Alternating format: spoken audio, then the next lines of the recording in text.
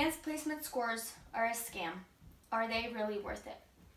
I am sure you or someone you know has been bombarded with taking AP courses to impress college, to better prepare for college, and have better GPA. Well, let's look at a few perspectives and see what this entails and what it costs for our students. My sister's going to high school, and we've been looking at everything high school related. We have heard of AP courses.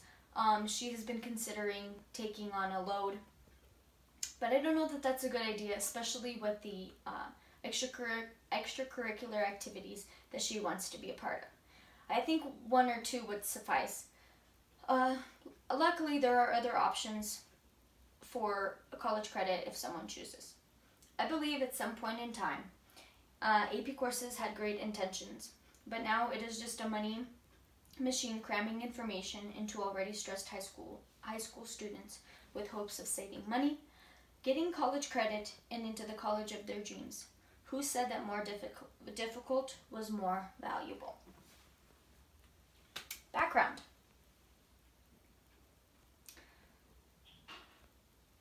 So, following World War II, many Americans realized that the gap between secondary and higher education widened. Something needed to be done. Ford Foundation created the Fund for the Advancement of Education. Its intentions were great. It was created for secondary schools and colleges to work together to avoid repetition in coursework at the high school and college level, and allowed students to work at the height of capacities and advance as quickly as possible. In 1952, a pilot program was launched in 11 initial subjects. In 1955 through 56, it was underway. College Board was invited to step in and take over administration of the program, named the College Board Advanced Placement Program.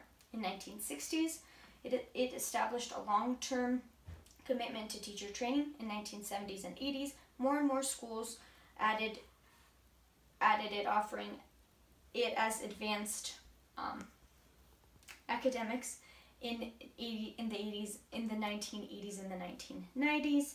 More and more, it reached out to minorities and low-income students. In 2004, AP continued to rise as it does today, and it kind of, I think, is kind of capping off, maybe a little bit declining. And then as of 2004, 1.74 million AP exams were taken alone. So what is AP? AP stands for Advanced Placement, as I already mentioned in the background.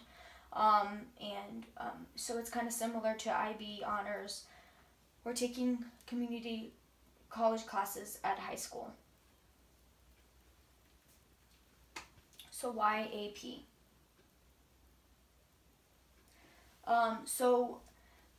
Advanced placement. So they give you an opportunity to get a head start, and they offer more than 24 subjects. The claims for why high school students should invest their time and stress and blood, sweat, and tears into this is to prepare for college. They claim that the courses are as rigorous as college itself.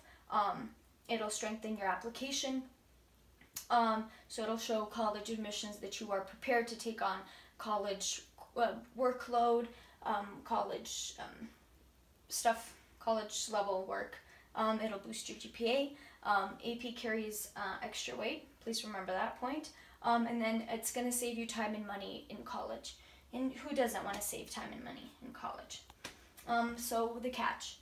So as you see on the chart here, scoring is between 1 through 5, with 5 being the best.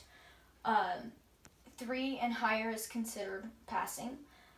Just keep in mind, however, that schools,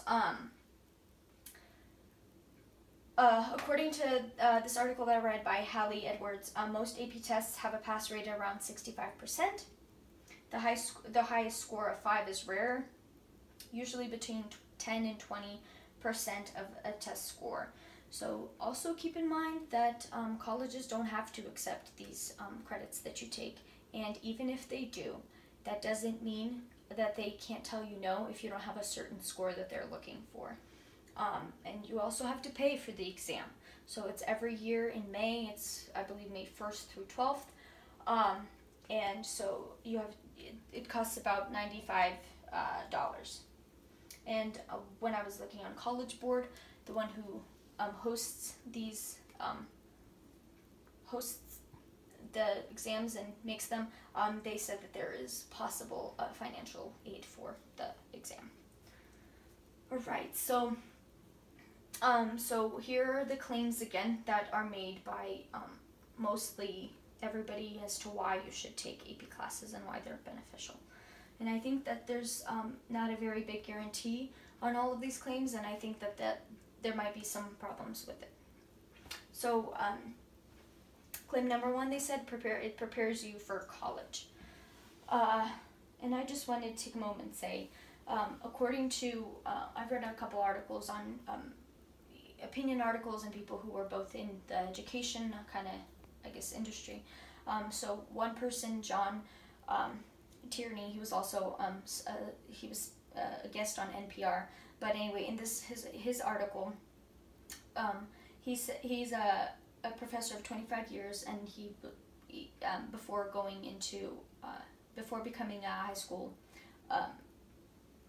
teacher, he said that high school AP courses didn't begin to handle any of the college courses, and his colleagues agreed. Another article I read from a former, I called her an AP maniac because that's all she took in college. She's a writer now, and she just said that those things don't make kids smarter. They teach for the test, and now more and more they do that. And the test keeps changing, and they're just prepared for the test just to regurgitate the information. It is difficult from the amount of info the student needs to learn. It's just basic rote memorization. They're not really teaching you critical thinking skills as you are kind of expected to know when you get into college. And any creativity is absolutely non-existent. In an interview with Denise Pope, she's a senior lecturer at Stanford, she says that AP courses are linked to success in college. However, when you look at the research, it's hard to establish causation due to other factors. So claim number 2, strengthen college applications.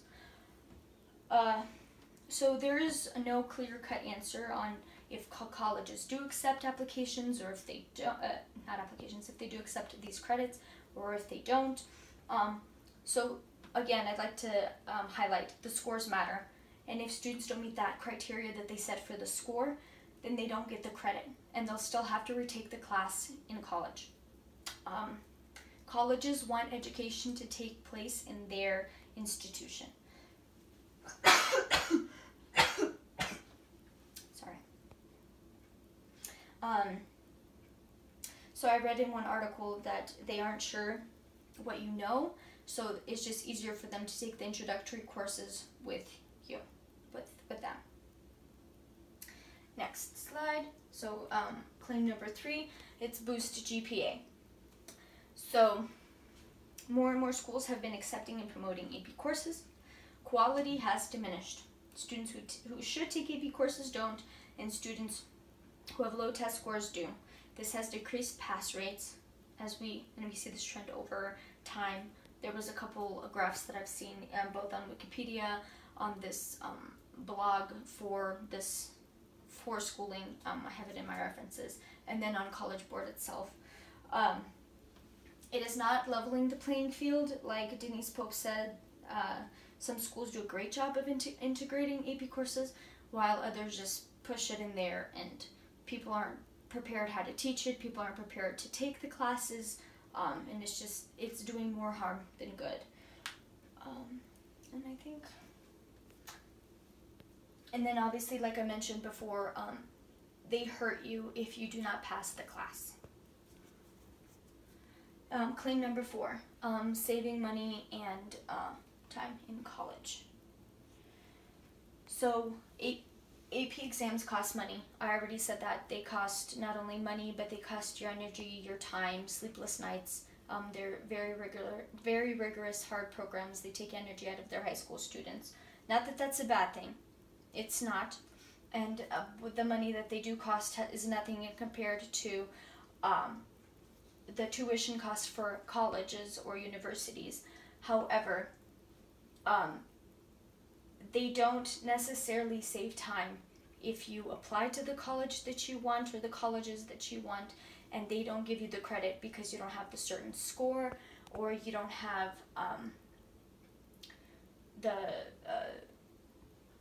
the criteria to meet it, or something else that they decide that you can't have it. And it also doesn't save you money because you end up taking those classes in college anyway, and you struggled basically twice. You paid the price one time with your energies and putting all your hard work into it, and then you had to retake it in college anyway because they didn't give you the credit and you have to retake it with them. So I think it's kind of a choice that anybody who is going to do this has to make and obviously be aware of. So I just want to talk about some alternatives. I don't think they're mentioned as much. So AP courses take a lot out of high school students, as I already mentioned. While I believe in the rigorous preparation for college life and having skills to sustain oneself, I believe that there should be some consideration of the students and where they are to encourage well-roundedness, not rote memorization, to be more engaged and involved and be able to think for oneself. There are many options for college credit or to challenge students. However, in regard to AP courses, I think it should be carefully and wisely weighed, as it can do more harm than good. If and there is a slim chance of passing the test and actually getting the credit, then it was a waste of time and energy. Already high school students are spread so thin with other responsibilities and concerns for being competitive for college. And I think that is it. Thank you.